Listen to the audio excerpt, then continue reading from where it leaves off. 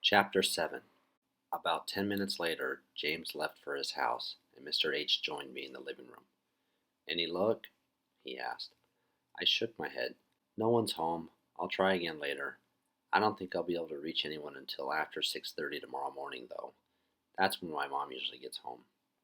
Mr. H frowned, but all he said was, "Well, as long as you're trying to reach them, then you're doing all you can." He sat quietly for a few minutes. Mr. H didn't have a TV. The radio in the kitchen was still on, and I could hear it playing some old country song. Sitting there with him wasn't quite as bad as I thought it would be. I noticed he was looking at the photo of the lady. "Is that your wife?" "Yes, that picture's from 1956. She died 8 years ago. That's when I hired James." "So James is just a hired hand?" For some reason, I had thought maybe he was a son or nephew. "Well, he started out as just a hired hand. Now he's picking up a lot of extra responsibilities. And instead of just working for wages, he's also become part owner of the ranch. He'll inherit the rest when I die. He's become an important friend of mine." "You have any kids?" Mr. H shook his head. Not thinking, I blurted out, "Why not?" The question didn't seem to bother him too much. "Sometimes things aren't meant to be, no matter how hard we try." "Oh," I said, blushing. We were quiet again. This time he broke the silence. "So, are you going to tell me how it is you ended up in my stable this morning, or are you just going to keep me in the dark?" "Mom and I had a fight when I got home." "I see. Is that part of the reason why you can't reach her tonight?" "No, she's never home nights. She usually leaves at 7 or 8 and then comes home around 7 in the morning." "What'd she do?" "I don't know." Mr. H raised his eyebrows. "You don't know? I thought by the time you got to second or third grade you started finding out about what your parents do." "Well, I never did." I knew my voice sounded defensive, but I couldn't help it. I didn't know what my mother did, but I had my suspicions. That didn't mean I was going to share them. "What's your dad do?" "He's some kind of business big shot wannabe." "Do you know where he works?" "No. I saw him for the first time in 2 years on Friday when the school called him in." "I see. Well," he said, looking at the clock, "maybe you ought to give it just one more phone call now, and then I'll help you clean out that cut on your head." My mom still wasn't home, and when I didn't try to call my father, Mr. H didn't complain. I followed him up to the bathroom. He got some peroxide and a fresh bandage out of the cabinet. I put my hand up to the back of my head. "It's a good thing you keep the back of your head shaved," Mr. H said. "It made it easier for the doctor to figure out what was causing the problem. Of course," he considered, "having a short like this may be why it was so easy for the injury to get that bad in the first place." I didn't say anything, just sucked in my breath and ripped off the old bandage. "Here, lean over the sink." He poured a small amount of peroxide on my wound and dabbed it off with some gauze. He did that 3 or 4 times. Then he spread some weird kind of goop on it and used adhesive tape to attach a fresh piece of gauze. "So how'd you do this?" He was rummaging in the cabinet again. "I know you didn't do it in Nicker's stall." "No," I agreed. Mr. Hassler sighed. "Sean, I know it's not always easy for a youngster like you to talk to an old codger like me, but you're trusting me enough to stay the night at my house. I am trusting you enough to let you stay here tonight. Can't you at least let me know what's going on with you since I met you Monday morning?" "Mr. Hassler," I began. "Dave," he corrected. "Dave, I can't just, I don't." I paused and took a deep breath. "I just can't talk about it right now, okay?" "Okay, but I really wish you would talk to me. I'd be happy to listen." I didn't have any reply. I just sat down on the edge of the bathtub. "Well, here's a toothbrush, some toothpaste, and some soap. There are towels on the rack, and there's an alarm clock on the dresser by your bed. Breakfast is served at 6:30, so get up when you need to." "I'll set the alarm for 6:27, I said, smiling. Mr. H wrinkled his nose. "I was kind of hoping you'd decide to take a shower tomorrow." I acted insulted, and he laughed at me all the way down the hall to his room. I changed into the large blue t-shirt I found on the bed in my room. As I crawled under the fluffy comforter, I tried to keep my thoughts awake, but my mind really wanted to drift off to sleep. I struggled, but the only organized thought I could come up with was that this was the safest I had ever felt. This strange house seemed to feel more like a home than anything I had ever known. The stable had become my favorite place. I loved walking along the row of stalls and having different horses stick their heads over the doors to see me. Some of them wanted to be petted, some of them couldn't care less for attention, but they all wanted to see who was out there. Dark, warm colors filled the barn. The horses were brown or black, some were kind of reddish, and some were the color of a copper kettle. Piles of golden straw lay by the dusty gray floor, and the beams and walls of the old building looked like chocolate. Nicker was up and about and very impatient about being fed when I got to his stall the next morning at 7. I didn't really mind. It felt good to be missed, even though I'd only been gone for 10 hours. He was so excited to see me, it took him a few minutes to get focused on the bottle.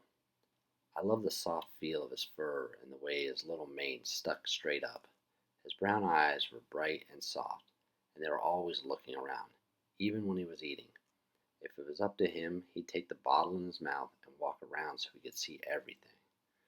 I knew he recognized me, and he liked seeing me. I was the only one he had ever nickered to. Every time I fed him, I spent extra time in his stall, talking to him and petting him. Feeding him was the best part of the day. The only problem was leaving him. He would strain against the stall door, stretching his little neck until his nose reached over the top, and he'd nicker at me all the way out of the barn.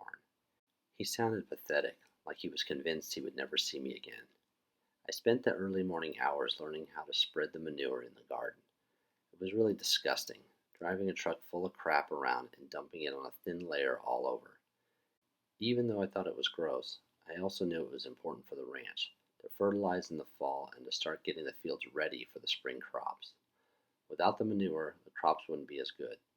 So even though I complained about my job, I did the best I could. But I was really glad when Mr. H came to get me around 10:30 and give me a new job. I didn't even consider it work after he had explained it to me. Mr. H wanted me to spend the rest of the morning with Nicker. He gave me a halter for him and explained that it was really important for him to learn not to fear the halter. Teaching a horse not to fear the halter is an important part of breaking a horse, Sean. It may even be the most important part. If a horse fears the halter, he's difficult to catch and even more difficult to bridle. Why would a horse fear a halter? I asked. Well, it could be that the first time he was haltered, it was an unpleasant experience. Or it could be the halter rubbed him the wrong way and actually hurt him. There are many reasons that a horse, or any animal for that matter, learns fear. But we don't want Nicker fearing the halter. Usually we don't break foals to the halter until they're almost a year old because they just follow their mama. But Nicker doesn't have a mama to follow, so we need a way to get him to go from one place to another. He gave me a soft red nylon halter and explained how it went over the horse.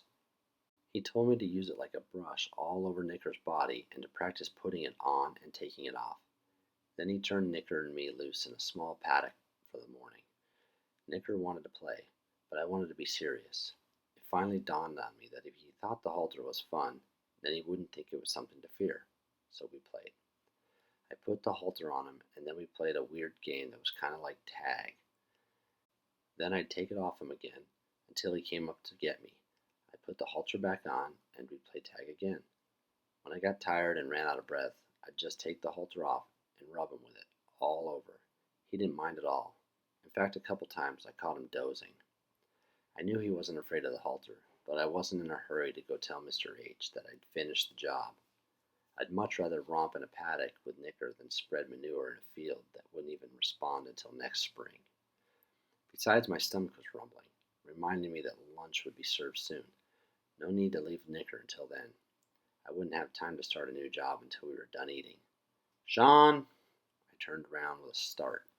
There was Miss Walker, leaning against the paddock fence. Hey, Miss Walker, I said, walking over. Hey there yourself, she said, smiling. Who's this? Nicker had beat me to the fence and was nosing her, looking for a bottle. This is Nicker, I said. How old is he? He was born Monday night. Gee, she said softly. I could tell he was young, but I didn't know he was that young. She smiled at me. You two look like you were having fun out here. And I've told him several times that's not allowed, Mr. H growled. Miss Walker turned around and laughed. How are you doing, Dave? I'm fine, he said as they hugged. I haven't seen you in quite some time. You're married now, right? Yes, she said, blushing a little bit. And we've got two fine boys. Oh, Michelle, that's fine. Just fine. I think my chin must have hit the ground during this little exchange. You two know each other? Miss Walker laughed again, and this time Mr. H joined in. Oh, yes, we know each other all right. I spent 3 summers working out here for some extra cash when I was in high school. Oh, I said lamely. It was the only thing I could think of to say. How do you know Sean? Mr. H asked. Well, Sean has the dubious distinction of being one of my ninth-grade students. Really? What do you teach? English, she and I answered together. So what brings you down here, Michelle? Well, several things, actually. Okay, shoot. I was looking for Sean in-house today, and Dr. Bushell told me I could find him here. So I thought I'd come down to see him, and as long as I'm here, I might as well have a chat with you and maybe pick up some goodies. What were you looking for? Oh, some potatoes, pumpkins, and do you still sell cords of wood? Sure do. Can you squeeze lunch in? She nodded, glancing at her watch. I've got to be back at school in 45 minutes, so we'll have to be fast. It's ready right now, Mr. H said, turning and putting an arm around her shoulder. Sean, put him back in his stall and take off his halter before you come up for lunch. Yes, sir, I mumbled. Man, I thought Monday's lunch was awkward. Now he's going to have to eat lunch with my English teacher. My stomach had been rumbling before, but this had made me lose my appetite. I took my time feeding Nicker. Once I had him back in the stall, and I made sure to put his halter on a hook just outside of the stall door before I left. Then I went straight to the bathroom to wash up before presenting myself in the kitchen. When I was in the bathroom, I heard Mr. H talking to Mrs. Walker. Because the heating ducts went from the bathroom to the kitchen, I could hear everything just like they were in the same room with me. I crouched down and put my ear to the vent. So I took 4 years off to start my family, and I finally started working full-time this year. How do you like it? Oh, I love it. Sometimes I feel guilty about leaving the two little guys with a sitter all day, but Tom's company shut down last year, and this new job isn't paying so well. So there's really no choice. At least I'm doing a job I enjoy. I can see you being a good teacher. You always had good hands with the foals. Miss Walker laughed. Yes, but I can't use my hands on these foals, which is too bad because there are times. I could hear Mr. H chuckle. I'm sure there are. He hesitated. How is Sean doing for you? She sighed, and I could just picture her shaking her head. He has his moments. I know he could do really well, but honestly, I'm not sure he wants to make the choice to succeed. I'm really glad you've got him here for a little while, Dave. Maybe this is the right time in his life, a time when someone like you could really make a difference. He doesn't get much guidance at home, from what I understand. Have you talked to him much about his home life? No, he still shuts himself off from me rather quickly. I'm afraid to push him. He's borderline in my class right now, and I guess I'd rather he stay borderline for a while longer instead of risking the push now. I'm afraid that might shut him off from me entirely. In fact, I was hoping we could get together and figure out the best way to help him after he's spent his week here. I felt my face getting red. They were talking about me like I was some sort of project. I wanted to go downstairs and then walk out, but I couldn't tear myself away from the vent. What's he like at school? How do you mean? Well, what's he like with the other kids? I've heard so much talk about these gangs, and I guess the way he presents himself makes me wonder. Well, he's not in a gang. This is my first year at the school, but my understanding from talking to other teachers is that a gang did try to recruit him, but he resisted. According to what I've heard, there was a stretch of a few months where every time he was healthy enough to come to school, he got into a fight. A couple of times he was beaten so badly he couldn't even come to school. But he never gave in, huh? I thought I could actually hear the smile in his voice. No, he never did. She paused for a minute, then said in a low voice, I'm not convinced that all of his bruises come from his peers. Mr. Hassler let out a soft whistle. Have you reported that? No, she said soberly. According to the other teachers, the social workers have been called before, and he always confirms his mother's story. What about his father? Our principal said he left town a while ago. No one in the school has had any contact with him until last week. I've talked to Dr. Bushel quite a bit about Sean. He thinks Sean was shaken up when his dad actually showed up on Friday. Well, maybe Sean's ready to face some of the truths about his parents now. Maybe one more call to the social workers is what it will take. Maybe, Miss Walker agreed. If I see anything else suspicious, I'll call. I'm tempted to call now, but I'll wait to talk to Sean. Maybe that's the best way to go.